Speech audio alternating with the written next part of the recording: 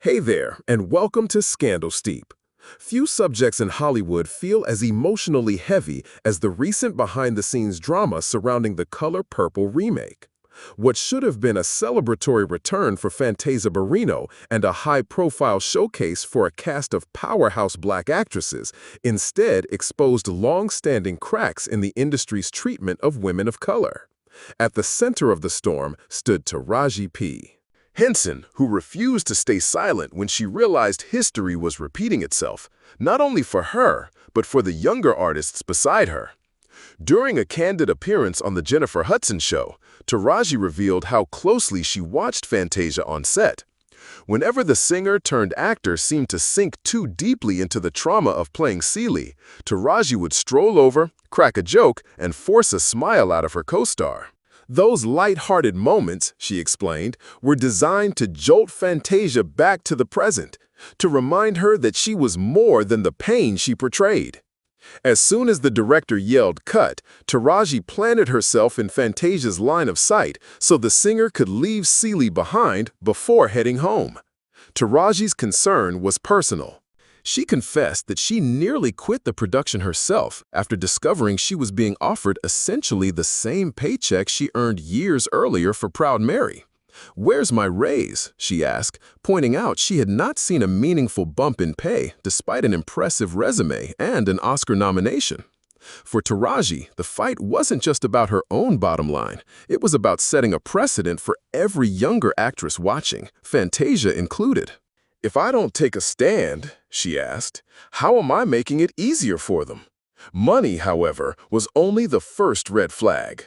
Basic working conditions were shockingly subpar. Cast members arrived in Atlanta to find no personal trailers, no proper transportation, and, according to Danielle Brooks, no guaranteed meals during long rehearsal days. Taraji spent her off hours calling producers to secure safe cars and hot food, tasks that should have been handled from day one.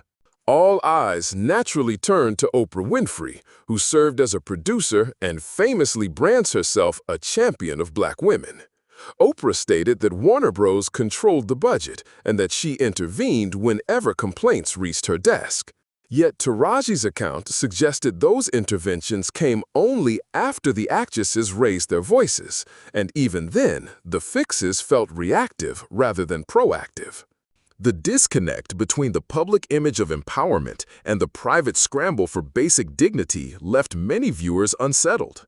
For Fantasia, the pressure was twofold. Not only did she have to navigate chaotic logistics, but she also had to reopen emotional wounds from her earlier Broadway run as Celie, a role she once said bled into her personal life. Unlike classically trained actors who learn techniques to compartmentalize, Fantasia relied on raw experience, and that authenticity came at a cost. Night after night, years ago, she carried Celie's abuse, neglect, and relentless silencing all the way home. Returning to that headspace in 2023 was terrifying. At first, she intended to decline the offer precisely because she remembered how badly the part had drained her. Her hesitation made sense. Fantasia's career has always been marked by dizzying highs and devastating lows. After her triumphant American Idol win, she signed to Clive Davis's J Records. The debut album soared. The follow-up faltered. Suddenly, the support system that had paraded her across red carpets vanished.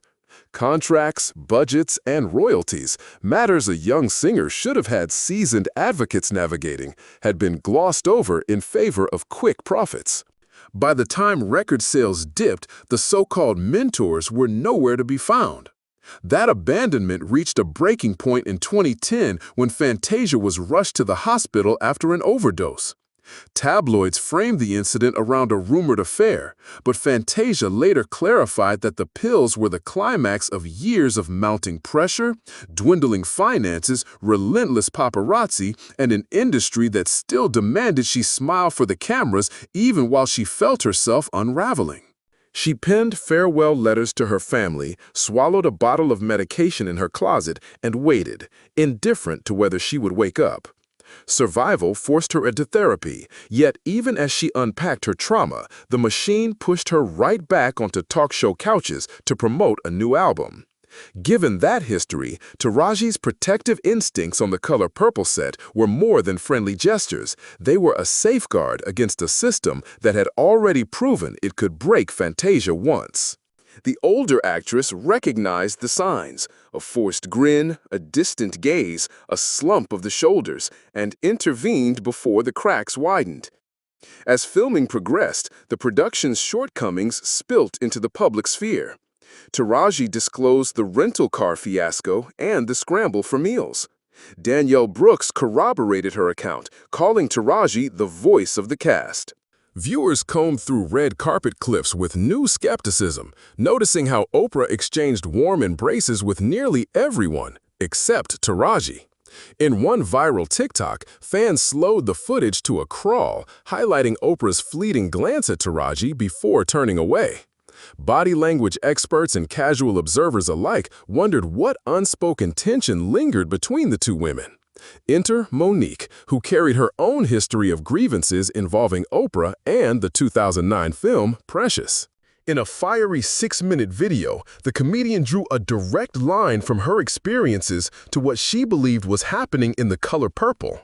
Those women should have been taken care of from the moment go, she insisted, arguing that a producer's job is to ensure foundational needs such as trailers, transportation, and food are in place long before cameras roll. To Monique, Oprah's claim that she merely stepped in when issues arose sounded less like leadership and more like emergency PR. Her comments reignited debate about systemic inequities Black actresses face on supposedly progressive sets.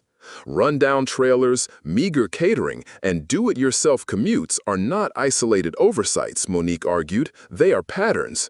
And patterns, by definition, stem from leadership, not flukes. Online, fans began cross-referencing past productions, noting similar complaints from other Black performers about resource gaps that mysteriously never plague their white counterparts. While Taraji openly confronted the problems and Monique amplified them, Fantasia opted for silence.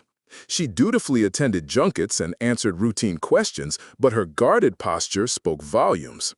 Longtime supporters noticed how her shoulders tensed whenever interviewers mentioned Celie's darkest moments. They remembered her 2010 overdose and recognized the strain in her eyes. Yet, Fantasia deflected, focusing on gratitude for the role and excitement for audiences to experience the story. Her restraint was widely interpreted as self-protection. After weathering vicious headlines once, she refused to let controversy overshadow her artistry again. Still, observers filled in the blanks she left unsaid. If Taraji, an Academy Award nominee with decades in the business, had to fight tooth and nail for fair pay and basic respect, what hope did a singer-actor like Fantasia have of demanding the same? And if Oprah, arguably the most influential Black woman in entertainment, could not or would not ensure a smooth production for a film she championed, what did that reveal about the deeper structural issues? Eventually, Oprah addressed the uproar directly during a red carpet interview, reiterating that salaries and logistics were handled by Warner Bros. And that she intervened whenever she heard of a shortfall. Her tone was measured, but many listeners felt the explanation sidestepped the heart of the criticism. The actresses were not merely asking for higher pay, they were asking why they had to beg for dignity at all. Leadership, they argued, means preventing problems, not patching them after the damage is done. In the weeks that followed, social media kept the conversation alive. Hashtags supporting Taraji and Fantasia trended on X, formerly Twitter. Think piece after think piece dissected Hollywood's long-standing habit of celebrating Black talent on posters while cutting corners behind the curtain. Some writers pointed out that these oversights rarely happen to blockbuster franchises headlined by white casts. Others broadened the lens, connecting the saga to wage gap studies showing that Black women in entertainment consistently earn less and receive fewer perks than their peers, even when projects gross comparable numbers. Through all the chatter, Fantasia remained internally focused. In quieter interviews, she admitted Seeley's lines dredged up memories she thought she had laid to rest. "Everything I bury comes back when I step into her shoes," she confessed. That single sentence crystallized why Taraji's on-set watchfulness mattered so much. The battle was never just about paychecks or snacks. It was about safeguarding mental health in a profession that too often romanticizes suffering for art. When awards season chatter finally bubbled, fans rejoiced at early buzz for Fantasia and Danielle Brooks, but many also hoped the broader lesson would stick. Star power should not be a bargaining chip for basic respect. The Color Purple saga underscored an uncomfortable truth. Black women can headline a film, anchor its marketing campaign, and still fight for the baseline conditions their white counterparts take for granted. Taraji's public stand and Monique's unfiltered commentary forced the industry to look in the mirror, while Fantasia's quiet resilience reminded audiences of the unseen cost artists can pay for a role. Whether Hollywood learns from this moment remains uncertain. What is clear, however, is that the women of The Color Purple exposed more than a production hiccup. They spotlighted a systemic failure and, in doing so, reopened a conversation that can no longer be ignored. Together, their stories form a cautionary tale and a rallying cry. Visibility is not the same as protection. Empowerment slogans ring hollow without infrastructure, and no amount of purple on the poster can hide the gray realities if the people in charge refuse to see them.